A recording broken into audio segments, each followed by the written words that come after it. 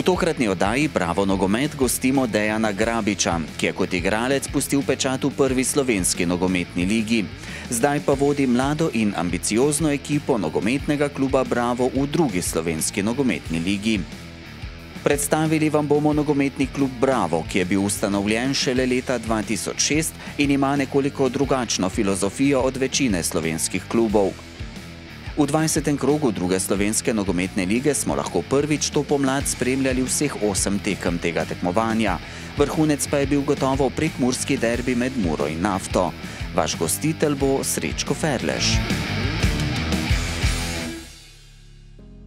Ljubitelice in ljubitelji nogometa, prisrčno pozdravljeni v novi oddaji Bravo nogomet. Vreme se je končno stabiliziralo in drugoligaške nogometne zelenice so zaživele s polno paro. V 16-članski drugoligaški druščini je tudi nogometni klub Bravo, ki je najmlajši med vsemi klubi. Imajo pa tudi enega najmlajših trenerjev svoje članske ekipe.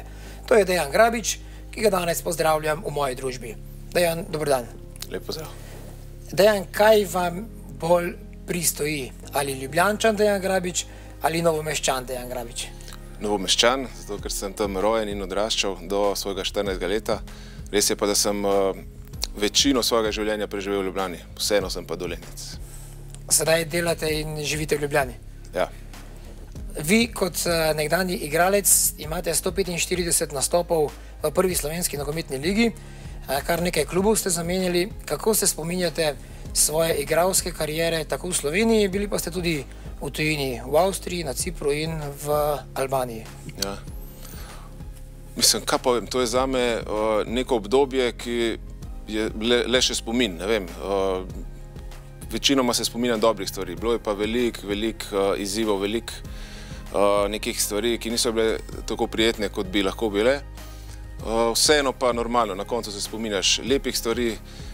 Po tej karieri sem pa potegnil črto, sem zdaj v neki drugi zgodbi in imam občutek, kot da sploh nikoli ne bi igral. Kaj pa tujina?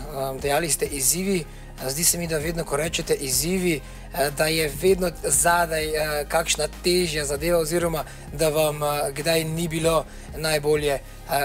Avstrija, Cipr in Albanija, kje je bilo največ teh izzivov? Povsod so bili izzivi v vseh teh treh državah. Predvsem iz vidika, ne vem, profesionalizem je krut. Srečuješ se na igrišču z raznimi zadevami, srečuješ neke, oziroma si v kontaktu s stvarmi, ki niso povezane z nogometom, z raznimi interesi, lobiji, podobnimi zadevami, na katere normalno nimaš vpliva, te pa lahko nervirajo, živcirajo, vržejo iz nekega tvojega ritma, iz neke tvoje zgodbe.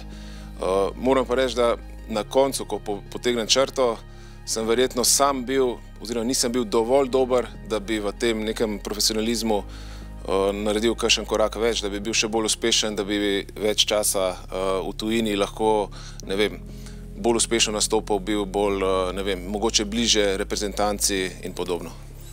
Vi ste prvič šli v tujino pri, če gledamo sedaj, v relativno izkušenih letih, pri 24, na to, mislim, da pri 28, 29, znova na Cipr oziroma v Albanijo.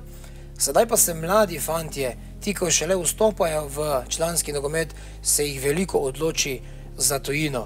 Se vam zdi to preuranjeno ali podpirate zelo mlade, 15-16-letnike, da že odhajajo v tuje klube? Ne, nikakor ne. Zato, ker jaz sem šel s 23, sem šel v Avstrijo. Potem, ko sem diplomiral na ekonomski fakulteti, to je bil tudi eden od mojih ciljev. Se pravi, to sem si zadal, da preden bom kam šel, hočem imeti izobrazbo dokončano, vsaj to 7. stopnjo. Zdaj pa po izkušnjah, oziroma če pogledamo za par let nazaj, ali recimo za obdobje 10-15 let, glih to, kar ste omenili, da mladi fantje hodijo zelo zgodaj v rosnih letih v tujino, vidimo, da tudi po statistikah, saj za slovenske igralce, da je to 90% fantov ali več, pride nazaj v slabšem stanju, oziroma na točko nič ali še niže in se potem znova borijo, ker so v tujini izpostavljeni preveliki konkurenci oziroma s slabim izhodiščem grejo v tujino. Kaj hočem s tem povedati? Da če se že grejo v tujino, ko si dovolj zrel, moraš iti za dober denar, da imaš tam dobro izhodišče, da se bojo posvečali tvojemu razvoju. Če ne si eden od mnogih, konkurenca je huda in nihče ne skrbi zate. In zato je v večini primerov pride do tega, da se fantje vrnejo in v bistvu tudi osebnostno zelo trpijo. Vi ste pri 30 nekaj let čez ste zaključili z aktivno igralsko kariero. Kdaj v aktivni karieri pa ste se odločili oziroma začeli razmišljati, da bi postali trener oziroma šli v trenerske vode? Bolj ob koncu kariere, se pravi, to je bilo okrog mojega 30. leta, nekaj let sem še igral, leto, dve, mogoče ne. V to moj oče je bil trener, sicer me ni v to usmerjal, me je pa eden moj zadnjih trenerjev, Tomaž Petrovič, ko sem igral v drugi ligi še ob koncu kariere v ekipi Bravo 1 Interblok, je že mogoče videl ali pa slutil nek potencial v meni in me je začel že usmerjati, v bistvu me je počas umikal z igrišča in mi dal vedeti, da mogoče imam pa tukaj večji potencial in mi je bilo mogoče dobro hitro začeti, čim prej. In on je bil eden tistih, ki me je usmeril v trenerstvo in sem mu zato tudi hvaležen. Dejan Grabič je sedaj trener članske ekipe nogometnega kluba Bravo, ki ga bomo v naslednjem prispevku nekoliko podrobneje spoznali, predvsem kar zadeva filozofije kluba iz Ljubljane.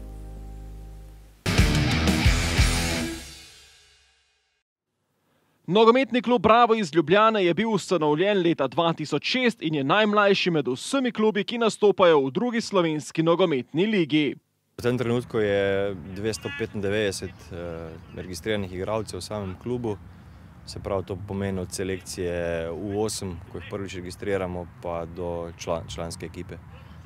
Klub je v začetku svojega delovanja nastopal samo z 2 selekcijama, U10 in U12, a se je hitro razvijal in sedaj vse selekcije, vključno z mladinci, igrajo v najvišjih ligah, člansko moštvo pa nastopa v drugi SNL. Posledica teh uvrstitev oziroma preboja je pač delo. Delo. Veseli me, da smo pač kar nekaj naših fantov že uveljavili, nekateri že igrajo v prvih ligah. Če pogledamo trenutno člansko ekipo, je kar, bom rekel, tam 60%, 70% morda naših fantov vzgojenih v naši nogometni šoli. Tako da ne gre nič čez noč, seveda gre vse, treba načrtovati, treba delati in potem lahko pridejo neki rezultati. Če gledamo zdaj iz tistih najvišjih struktur, to ne moramo, da ne bi imeli našega izredno entuzijastičnega, kar se nogometa tiče, in seveda poslovno uspešnega predsednika, oziroma častnega predsednika, prva stvar. Ker sami vemo, kako je to v Sloveniji. Druga stvar, sigurno en kader, mlad, zagnan, kvaliteten kader, ki ima ne samo, bom rekel, neke strokovna znanja, ki so temu potrebna, da klub na tak način deluje, ampak tudi neko predanost. Na zadnjem zboru članov je prišlo do spremembe na mestu predsednika kluba, ko je ustanovitelja in dolgoletnega predsednika Darka Klariča zamenjal Luka Brezovec. Klub je v izvrstni kondiciji, kar je posledica večletnega sistematičnega in trdega dela. Klub je v bistvu že v letu 2006 zelo sistematično in dobro zastavil Darko Klarič in tudi on je tudi idejni oče kluba in dejansko ves čas gonilna sila kluba, ki ima tudi, rekel, zelo zdravo finančno jedro in proračun, ki je v bistvu vsako leto sproti sprejeman in tudi vzdržan. Tako da gre za zelo stabilen klub, kar je dejansko na področju Slovenije prej redkost kot pravilo. Ena od posebnosti NK Bravo je tudi v tem, da je članska ekipa zgolj ena od 11 selekcij in ni ločena od mladinskega programa kluba. Prevečkrat je bilo to ločeno, se pravi članska ekipa v klubu posebej, mladinska posebej, 2 človeka, ki sta skrbela, en športni direktor, ki je skrbel za člansko ekipo, vodja mladinskega programa, ki je skrbel za mladinski program. Seveda vsak trener si želi vedno boljših igralcev izkušenih. To se nam je zdelo pomembno, da nekako razdelamo oziroma da en človek skrbi generalno za cel klub, celo šolo. Mi pravimo, da je naša članska ekipa pač nadgradnja mladinske šole.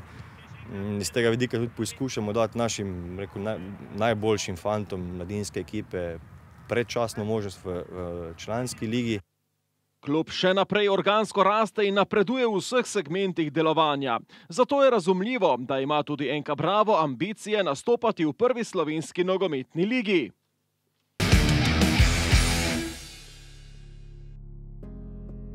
Imate v svojem trenerskem vidiku kakšnega vzornika? Se zgledujete po kakšnem trenerju ali ste povsem nov, nepopisan, še nepopisan povsem list v tem trenerskem poslu?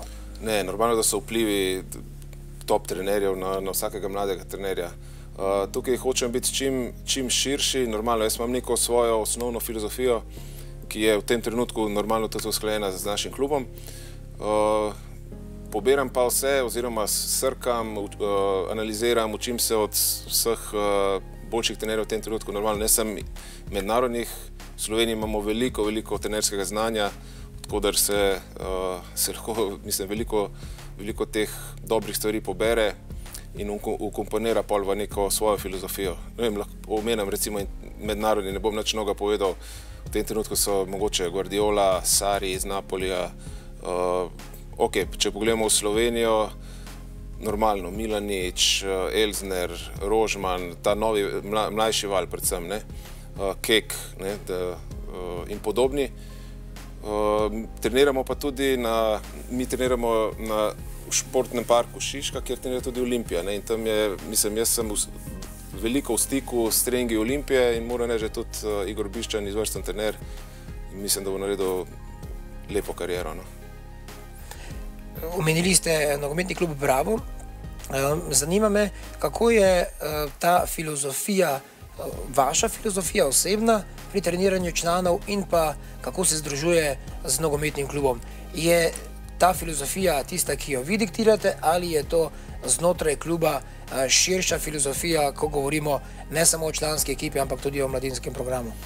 Ne, vsak bolj urejen klub ima svojo filozofijo, svoj način dela, svoj model igre.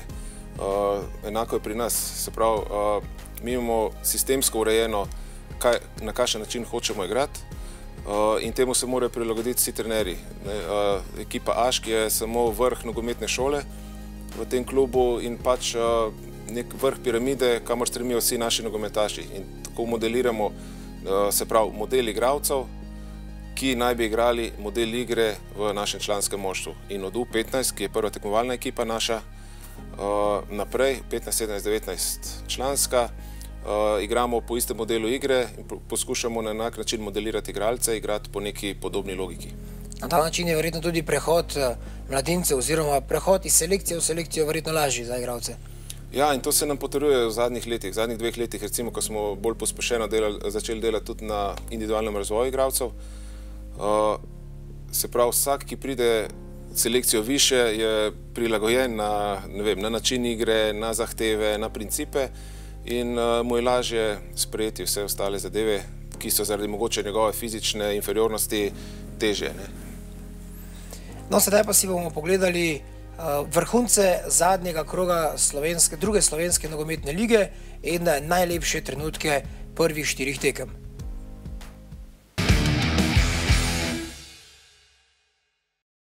V 20. krogu druge slovenske nogometne lige so bili vendarle odigrani vsi dvoboji, torej vseh 8 tekem, na katerih pa je največ zanimanja zagotovo požel dvoboj med Muro in Nafto, torej veliki prekmurski derbi, ki se je odigral pred polnimi tribunami stadiona Fazanerija, in sicer so pred skoraj 4000 gledalci nogometaši Mure gostili Nafto in zelo zanimiva tekma je bila, čeprav so pobudo na začetku prevzeli gostujoči nogometaši iz Lendave, pa so vendarle prvo priložnost priigrali domači nogometaši in sicer je tekla 7. minuta srečanja, odlična podaja z leve strani. Luka Bobičanec je podal v kazenski prostor, tam pa je bil Rok Sirk na pravem mestu in tako je matiral gostujočega vratarja in Mura je povedla v 7. minuti srečanja.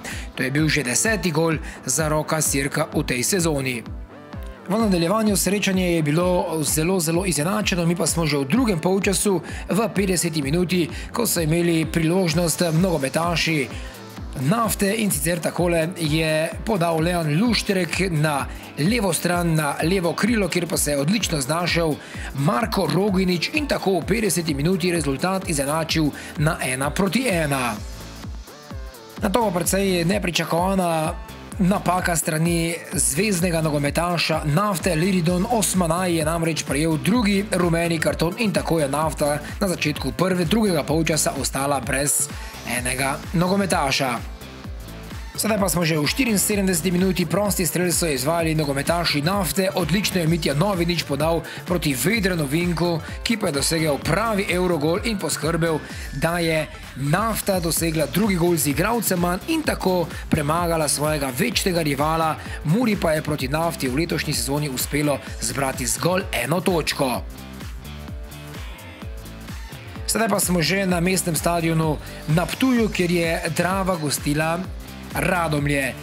Že na začetku srečanja so imeli pobudo domači nogometaši, nato pa v 22 minuti 11-metrovka za kapetana Nastjo Čeha, ki jo je uspešno izvedel David Adam. Vratar Radomelj je sicer šel v pravo smer, ampak bil brez možnosti in sredi prvega polčasa je Drava vodila z 1:0. To je bil 8. gol kapetana Čeha. Tudi na drugi strani smo videli 11-metrovko. Marko Lackovič je namreč pokazal na belo točko, potem ko je Žano Fliso pobegnil Adel Halilović. Uspešno pa je 11-metrovko v 42 minuti zadel Alen Hajrič in s tem še naprej ostaja na drugem mestu lestvice strelcev druge slovenske nogometne lige. Mi pa smo že v drugem polčasu in prosti strel za domačo Dravo. Nastja Čeh si je nastavil žogo kakšnih 20 metrov od vrat Davida Adama. Nastja Čeh pa, kot boste videli, je z izjemnim prostim strelom popeljal svojo ekipo v vodstvo z 2:1. Prava mojstrovina Nastje Čeha. Vratar Radomelj je samo pogledal z žogo in tako je Drava prišla do nove prvenstvene zmage. Premagali so Radomlje z 2:1. Nastja Čeh pa je dosegel že svoj 9. gol v tej sezoni. Sedaj pa smo se že preselili v Domžale, kjer je gostitelj srečanja med Dobom in Jadranom iz Dekanov bil Dob, in sicer so domači nogometaši igrali v modrih dresih. Prvo lepo priložnost pa so si priigrali v 28 minuti. Stefan Anđelić je odlično podal v napad proti Senadu Jaroviću, ki je popeljal svojo ekipo v vodstvo z 1:0 sredi prvega polčasa. Še eno lepo akcijo domačih smo videli v 49 minuti, torej na začetku drugega polčasa, ko so najprej kombinirali na levi strani, nato pa je žoga prišla na desno stran in z odlično podajo proti najboljšemu strelcu Senadu Jaroviću je takole poskrbel za svoj drugi gol Jarović in se s tem z 8 goli v sezoni izenačil z Jernejem Leskovarjem, ki je v preteklem prestopnem roku odšel v Avstrijo. Končni rezultat Dob Jadran Dekani 2:0. Sedaj pa smo že sliko na novomeškem Portuvalu, kjer je ekipa NK Krka gostila nogometaše Brežic. Posavci so prišli na tole tekmo potem, ko so remizirali z 0:0 v preteklem krogu. No, domača ekipa pa je začela odlično že v 15 minuti. Izjemna podaja Karla Kešinoviča proti Dino Cvrtali, ta pa je izvedel izjemen udarec in premagal gostujočega vratarja in tako popeljal svojo ekipo v vodstvo z 1:0 v 15 minuti. Tudi v nadaljevanju prvega polčasa je bila slika podobna. Domači beli nogometaši so imeli pobudo in v 35 minuti so izvedli lepo akcijo. Na koncu je do strela prišel Daniel Vujčić, še en novinec pri ekipi Krke. Takole si je namestil žogo iz 20 metrov in še drugič je bil nemočen vratar Brežic in Krka je vodila z 2:0. Daniel Vujčić je v prestopnem roku prišel iz kranjskega Triglava. Sedaj pa smo že v drugem polčasu srečanja na Portuvalu na stadionu z umetno travo, in sicer takole je v 61 minuti samostojno po desni strani pobegnil Dino Cvrtila in poskrbel še za 3. gol domače ekipe, sam pa je dosegel drugega na srečanju proti Brežicam. Zgolj 6 minut pa so domači nogometaši Krke potrebovali, da so še povišali svoje vodstvo proti Brežicam, in sicer je akcijo začel na svoji polovici še en novinec pri Krki, Korejec Do Hyung Kim, ki je odlično podal v prazen prostor, kamor je stekel Luka Kambič, in tako je bil gostujoči vratar Jan Račič še četrtič na tem srečanju premagan. Nato pa še akcija nekaj minut pred koncem srečanja, in sicer so se domači nogometaši poigravali na levi strani, in sicer sta dobro kombinirala na levi David Škrbec in pa Luka Pavič. Slednji je namreč podal v kazenski prostor, tam pa je žogo dobro preusmeril pred vratarjem Žiga Kastrevec, še en povratnik v novomeško Krko, in tako je Krka slavila s 5-0 proti Brežicam in tako zabeležila najvišjo zmago tega kroga.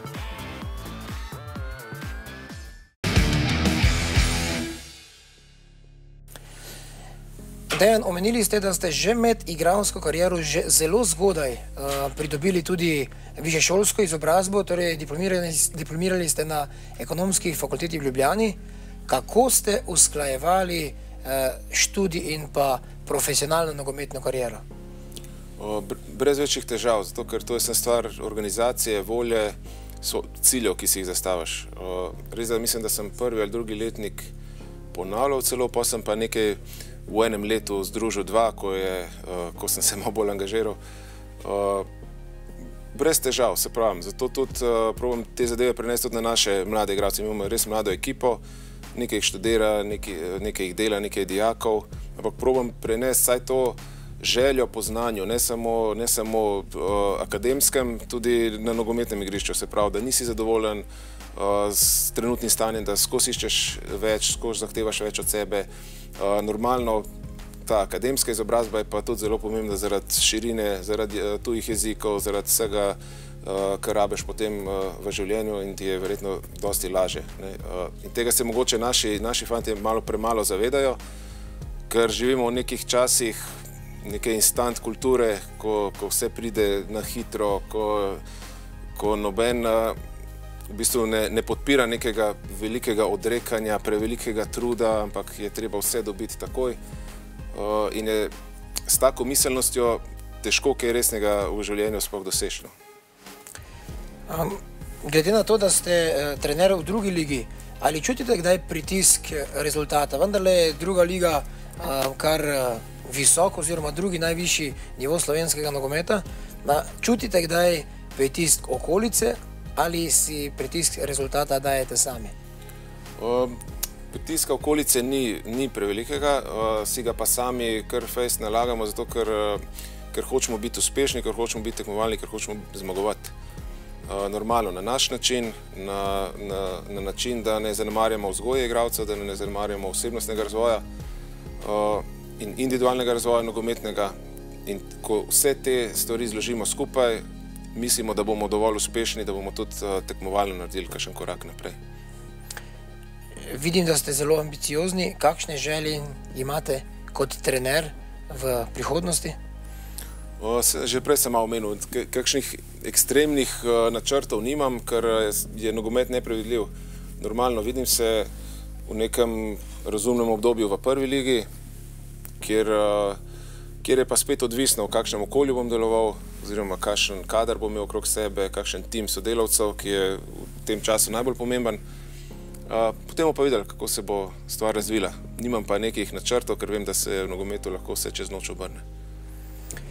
Sedaj pa je pred nami še drugi del vrhuncev 21. kroga druge slovenske nogometne lige. Poglejmo si jih skupaj.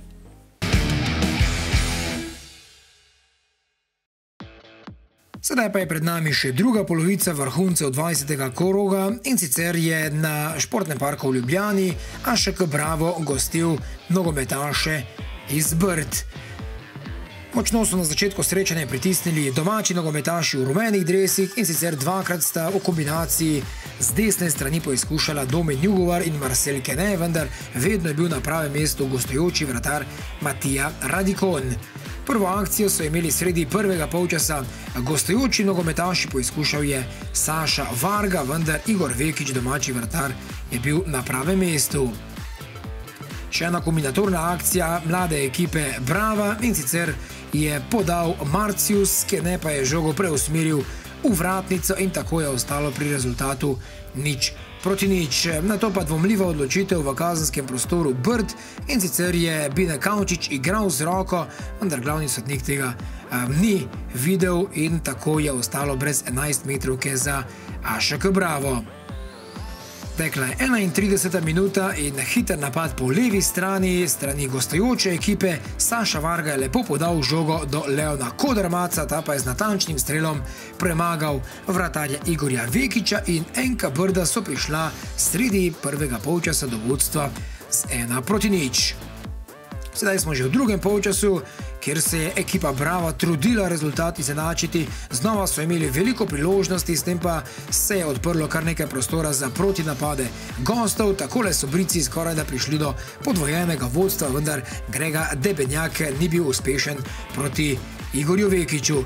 Še dva poizkusa beležimo na tej tekmi. Najprej je poizkušal Lampis Kole z prostega strela, na to pa še poizkus Harisa Kadriča, žoga je zletela mimo vrat in tako so še drugič v sezoni nogometaši Brd premagali ekipo AŠK Bravo. Sedaj pa smo že na stadionu Rajka Štolfe v Sežani, kjer je tabor Sežana gostila ekipo Vržeja. In sicer takole prekršek v kazenskem prostoru. Gostujoči nogometaši iz Prlekije so naredili prekršek nad Markom Črganom, glavni sodnik pa je pokazal na belo točko, 11 metrov, ko pa je uspešno izvedel 19-letni Leon Sever. Tole je že naslednja akcija, kjer so bili uspešni domači nogometaši, in sicer je še enkrat več uspešno zaključil Marko Bačanin in tako popeljal svojo ekipo vodstvo z 2-0. Na drugi strani v drugem polčasu pa še enkrat uspešni domači nogometaši, ki Veržeju niso pustili dihati. Nace Kosmač je v 51. minuti postavil končni rezultat 3-0.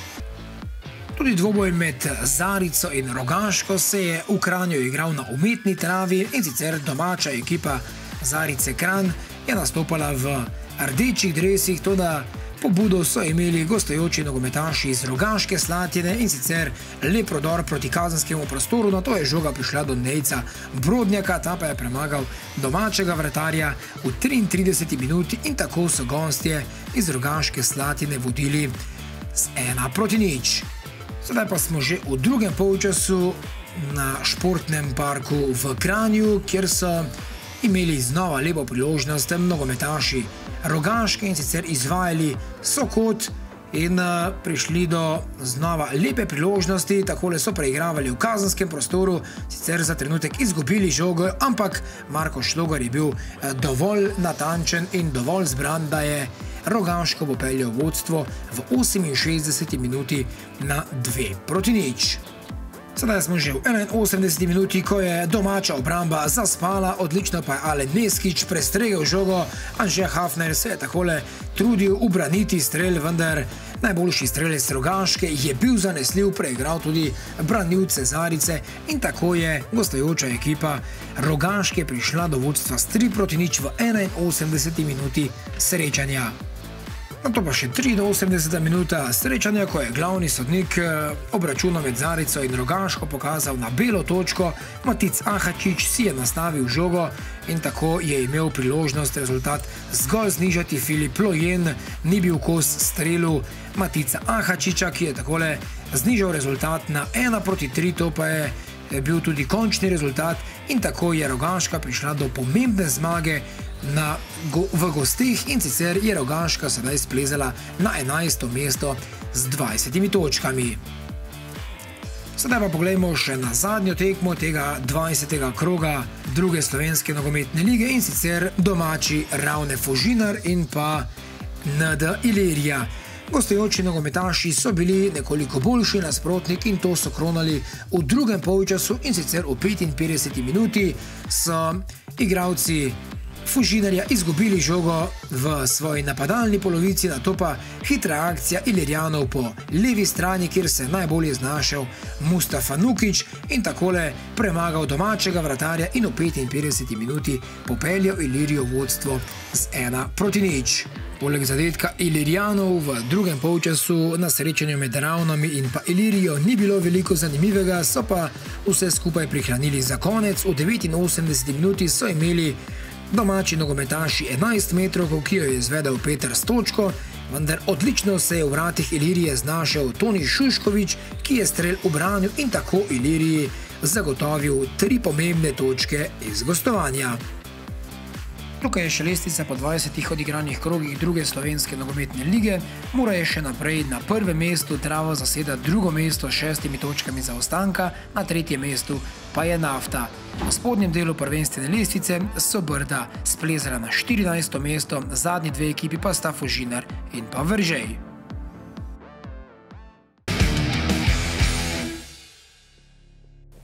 Dejan Grabič, trenerski posel, kot sva ugotovila, vam vzame precej dela in pa precej časa. Imate tudi kaj ostalih hobijev, s katerim se ukvarjate, poleg trenerskega posla? Ja, v bistvu v zadnjem času se dosti manj, ampak nekaj let nazaj sem bil dosti aktiven v nekem trgovanju z delnicami, recimo. Ne rečem, da imam nekaj veliko znanja, ampak recimo, da je to bil nek hobi, nek interes, ki me je zanimal. Igral sem tudi nekaj časa, nekaj let mogoče nazaj, tudi spletni poker in tudi poker s prijatelji. To je en od interesov, ki me je takrat fejs potegnil, ampak zdaj pa nima več časa za te stvari. Tedensko pa igram mali nogomet z družbo prijateljev, ko igramo že, ne vem, mislim, da 10 let že vsak petek nogomet, in to je tisti mogoče vrhunc tedna, vrhunc sprostitve izven družinskega kroga. Opazil sem, da imate 2 različni nogavici. Nam lahko poveste, kakšen je razlog, da je temu tako? Ja, 21. marec je svetovni dan Downovega sindroma in 2 različni nogavici sta v bistvu simbol tega, da je drugačnost ok, da je drugačnost sprejemljiva, da je drugačnost lepa, da je popolna. In ob tem dnevu je treba izpostaviti recimo vse osebe s posebnimi potrebami, ki se soočajo na svoji poti z ogromno ovirami, z večjimi izzivi, kot se mi, običajni ljudje. Zato je treba izpostaviti tudi te težave oziroma kaj lahko storimo, da bo osebam s posebnimi potrebami lažje, da bojo lažje izpolnili svoj življenjski potencial, da bojo tudi oni dodali nekaj družbi, tako kot lahko mi. Povejva, vi imate hči, ki se vam je rodila z Downovim sindromom. Kako je to na vas vplivalo oziroma kako vas je osebnostno spremenila vaša hči? Ja, moja Ula je zdaj stara 2 leti in pol, imam pa še sina Aleksa. No, oba, Sončka in žena tudi, zelo sem hvaležen, da imam vse 3. Ko se je Ula rodila, je bil to precejšen šok, zato ker nismo vedeli do trenutka rojstva, da je kaj narobe. Potem pa, ne vem, moji prvi občutki so bili, da moram, ne vem, zaščititi družino, zaščititi ženo, biti tam za njo. Potem pa, ko se je malo ta situacija polegla, oziroma ko smo začeli sprejemati, ko smo se nehali spraševati, zakaj se je to nam zgodilo, smo pa začeli ugotavljati, da je to velik plus za naše življenje. Normalno, neke prioritete se obrnejo, se to popolnoma spremenijo, ampak Ula je v naša življenja prinesla recimo več potrpežljivosti, več sreče in več spoznanj, kaj je pomembno v življenju, kaj ni. Družina je pomembna, ljubezen je pomembna, ljubezen ne šteje kromosomov. Dejan Grabič, to je bil odličen zaključek. Zahvaljujem se vam za tale pogovor in za vaš čas in veliko uspehov na vseh področjih vašega življenja. Hvala tudi vam. Spoštovane gledalke in cenjeni gledalci, vam pa hvala lepa za vašo pozornost in ne pozabite, da bo Bravo nogomet znova z vami prihodnji teden. Nasvidenje.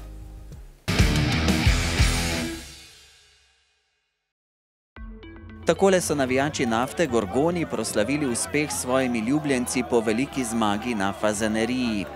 Nogometaši NK Dob so odigrali šele prvo tekmo te pomladi, a so takole visoko poleteli proti zmagi z 2-0. Forma in osredotočenost pri nogometnem klubu Drava ne pojenjata.